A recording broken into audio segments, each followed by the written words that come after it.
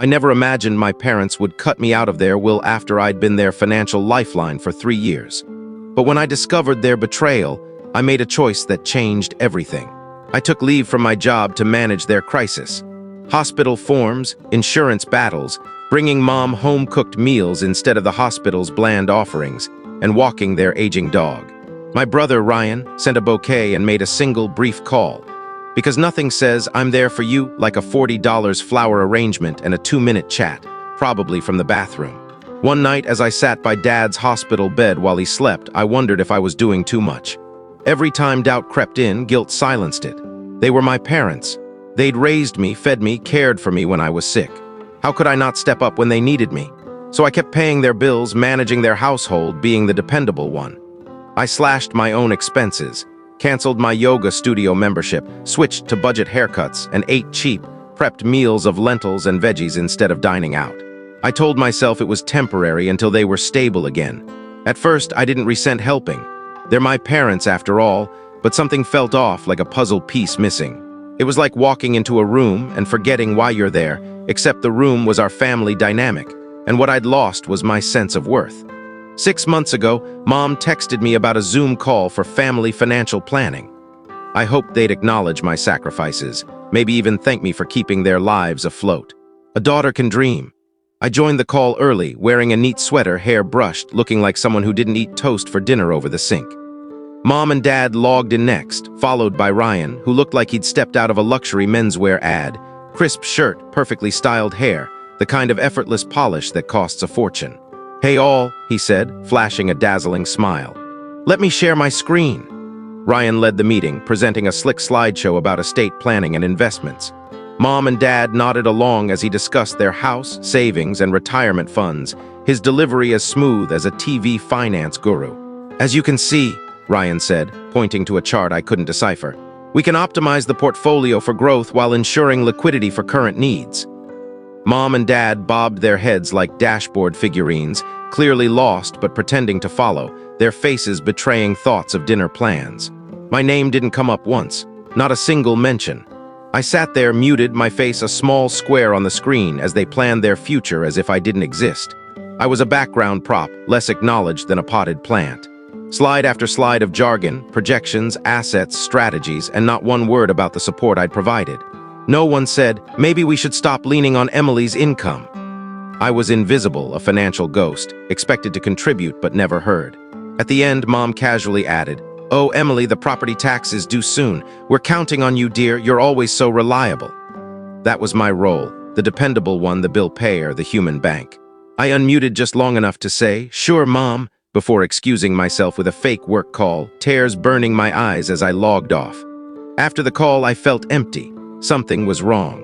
Ryan had never been involved in their finances, so why was he suddenly their estate planner? Why was I still expected to cover their bills? It felt like I'd bankrolled a party I wasn't invited to. I started paying closer attention. I noticed Ryan's mail, mortgage documents, arriving at their house. Dad mentioned Ryan taking him to meet their financial advisor. Mom asked me to help install an app so Ryan could monitor their accounts, just to keep an eye on things.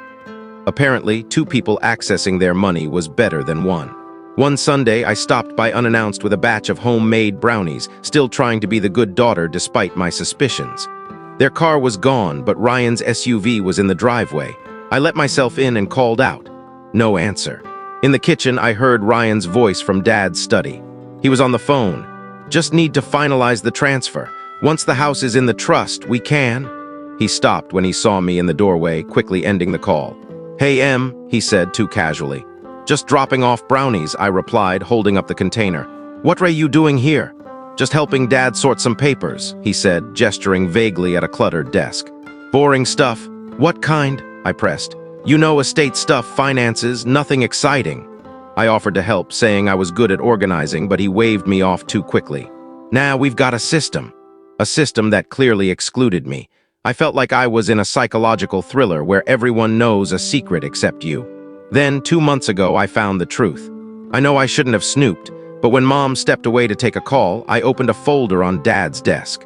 My hands shook like I was a kid sneaking a peek at hidden gifts. Inside was their updated will, notarized 3 months earlier. Everything, the house, savings, Dad's vintage car collection, Mom's heirloom jewelry, even their dog was left to Ryan. A letter explained. Ryan has shown financial acumen and responsibility. We trust him to manage our legacy. Not a word about me. No mention of my 3 years of support. Not even a keepsake or a family photo album. My financial sacrifices didn't even earn me a consolation prize. I felt like I'd been punched. The room spun and I sat down, the papers crumpling in my hands. There had to be a mistake, another document, something to explain why I'd been erased. But there wasn't. Every page detailed Ryan's inheritance, his role as executor, his duty to carry their legacy, while I was left with nothing but the satisfaction of having funded their lives. I put everything back, said nothing, but inside I was raging. All the bills I'd paid, the trips I'd skipped, the money I'd sent instead of saving for myself, it was for nothing. I could have burned my savings to keep them comfortable, and they'd still complain about the ashes. Driving home, I didn't know whether to confront them, demand answers, or hire a billboard to scream my hurt. That night I couldn't sleep, replaying the past 3 years. I pulled my bank statements and tallied my contributions. Over $45,000. That was a car, a graduate degree, a deposit on a home, and they didn't even leave me a trinket. I decided to wait to observe to see if they'd ever tell me. I gave them 3 months to come clean or show I was more than a wallet. Instead, I stopped paying their bills. No more checks, no more automatic payments. I stopped being their financial crutch. To my shock, they didn't notice or didn't care. Their requests grew bolder, more entitled. Emily, the gas bill's overdue. Emily, property taxes are due Friday. Emily, Dad's missing his shows without cable. No one asked if I was okay. They were too wrapped up in their own world to see I'd stepped back. Ryan, silent. Apparently, his financial expertise didn't cover utility bills. A month into my financial boycott, Mom invited me to dinner, saying we needed to talk. I went, hoping they'd finally see me, ask if I was all right, acknowledge my sacrifices. Instead, the conversation revolved around Ryan's latest triumphs, even though he wasn't there. Dad mentioned Ryan's interest in a tech venture. Mom bragged about a gourmet gift basket Ryan sent. As I cleared plates, Mom said, "Oh, Emily, the property tax came in $3,500. Can you handle it by Friday?" No please, no recognition of my recent silence, just the expectation I'd pay. "I can't this month," I said, keeping my voice even as I scrubbed a dish. Mom froze. "What do you mean you can't?" "I'm tight on money," I said, not entirely lying. My problem was years of draining my savings for them. "This is serious, Emily. We'll get penalties," I shrugged. "I'm sure Ryan can cover it. He's got that financial savvy." Mom looked like I'd spoken in code. "Ryan, but he's busy with his own life." "And I'm not?" I asked. She blinked, confused. "You're the reliable one. We helped you in college, remember? That car repair?" I laughed. "That was $700, Mom, 15 years ago. I've given you thousands since." Her face hardened. "I didn't know you were keeping track." That was it. They saw no issue with me paying forever while Ryan inherited everything. I grabbed my bag. "I need to go." "What about the taxes?" she called. "Not my problem," I said, walking out. 3 weeks ago, Mom invited me to lunch, saying it was important. My heart raced. Would they confess about the will, apologize? I arrived early, nervous but hopeful. They showed up late with Ryan. We chatted about trivial things, Mom's roses, the weather, until the food arrived. Then Mom said, "Emily, we've noticed you haven't been keeping up with the bills." Dad added, "If you're struggling, you should have told us." "We're family." I nearly choked. They were lecturing me about money after I'd propped them up for years. "I'm fine," I said, "just rethinking my budget." Meaning, redirecting funds from enabling you to valuing myself. Mom sighed, relieved. "Good, so you'll cover the gas bill. It's 2 months late." Ryan chimed in. "You've got to stay on top of these things, Em. Financial discipline matters." I stared, incredulous. "Manage things," I repeated. "Like paying their bills," he squirmed. "Not exactly, more like investments, their future." Then Mom dropped it casually. "Oh, we updated our will. Ryan's handling everything when the time comes. He's better suited with his expertise." "You understand, Emily, you're so practical." They'd planned this lunch to keep me paying, knowing I'd been cut out. I wasn't family, just a resource. I set my fork down, placed $20 for my meal, and said, "I should go." "You haven't eaten," Mom protested. I looked at her, really looked, and saw the truth. I wasn't hungry, not for food, not for their crumbs of affection. "I'm sure Ryan can cover the bills," I said, echoing their words. "He's better suited." It felt like shedding a decade of burdens in one moment. I didn't scream or cry. I went home, sat at my laptop, and methodically cut every financial tie. I canceled automatic payments, removed my name from their accounts, notified their utility companies, and stopped their lawn service. Each action was a step toward freedom, like closing tabs after a long night. The satisfaction was intense, almost unsettling, as I built a barrier against their exploitation. I blocked their numbers for a week, needing space from their guilt trips. I expected guilt but felt grief instead, for the family I thought I had. When I unblocked them, the messages flooded in. Confused, then demanding, then furious. None asked about me. Dad's was the best. The Wi-Fi's down, how do I watch my shows? I didn't reply. What was there to say? Sorry, your human bank grew a backbone. Weeks passed. I focused on myself, stunned by how much I'd spent on them. Tens of thousands, enough for a small condo or a degree. I started therapy, rejoined a gym, booked a real salon appointment, and bought soft, luxurious sheets. These small indulgences felt monumental after years of sacrifice. The calls and texts kept coming, growing desperate. Dad threatened to report me for neglecting them. Mom tried guilt. I can't believe you'd let us struggle. Then manipulation. We'll have to sell our heirlooms. I didn't respond. I was done being their financial crutch. I'd reclaimed my life, and no amount of their demands could pull me back. The weeks following my financial emancipation felt like waking from a long, disorienting dream. I'd spent years tethered to my parents' needs, my bank account bleeding to keep their lives comfortable while they planned a future that excluded me. Now, with their calls and texts unanswered, I was free, but freedom came with a strange ache. I wasn't just mourning the family I'd lost. I was grieving the version of myself who believed love could be earned through sacrifice. I threw myself into rebuilding. Therapy sessions helped me unpack the guilt and resentment, like sorting through a cluttered attic. My therapist, Dr. Lena, asked pointed questions. Why did you feel responsible for their survival? What did you hope to gain by paying their way? The answers were painful. I'd wanted their approval, their gratitude, a seat at the family table. Instead, I'd been their invisible benefactor, erased from their legacy. One evening, scrolling through my bank statements, I calculated the full extent of my contributions again, $47,000 over 3 years. That number burned into my mind. It wasn't just money, it was my dreams deferred, my security compromised. I decided to reclaim that too. I opened a savings account for myself, labeled Emily's Future, and set up automatic transfers. Every dollar I'd once sent to them now went to me. It felt like planting seeds for a life I'd neglected. My parents didn't give up easily. Their messages escalated from demands to pleas, then to accusations. Mom sent a long voicemail. Emily, how could you abandon us? We're your family, the electric company's threatening to cut us off. Dad's texts were blunter. You're being selfish. Fix the cable bill. Ryan predictably stayed silent, his financial expertise apparently limited to inheriting everything. I didn't respond, but each message was a test of my resolve. I'd spent years playing the dutiful daughter, acting like their needs were my responsibility. Now I was rewriting the script. A month into my silence, I received an email from their lawyer. It was formal, almost comical in its detachment. Dear Miss Emily Carter, your parents have expressed concern about your sudden withdrawal of financial support. They request a meeting to discuss family obligations. Family obligations. The phrase made my blood boil. I'd fulfilled those obligations for years, only to be written out of their will.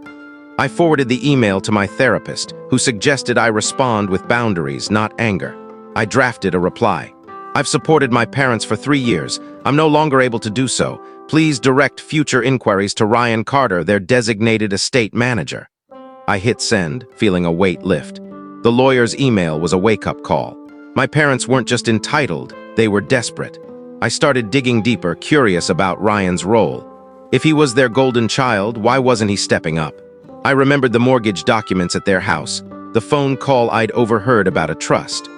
On a whim, I hired a private investigator, a decision that felt like something out of a movie but was surprisingly affordable. I wanted answers, not revenge, at least not yet. The investigator, Maria, was efficient and no-nonsense. Within a week, she sent me a report. Ryan had convinced our parents to transfer their house into a trust he controlled, claiming it would protect their assets. But the trust's terms were murky, giving Ryan access to their equity while shielding him from liability. Maria also found that Ryan had been siphoning small amounts from their accounts, disguised as investment fees for his tech startup. My parents, dazzled by his jargon, hadn't noticed. I stared at the report, my heart racing. Ryan wasn't just inheriting their legacy, he was stealing it. I didn't confront him. Instead, I sent the report to their lawyer with a note. You might want to review Ryan's management of my parents' assets.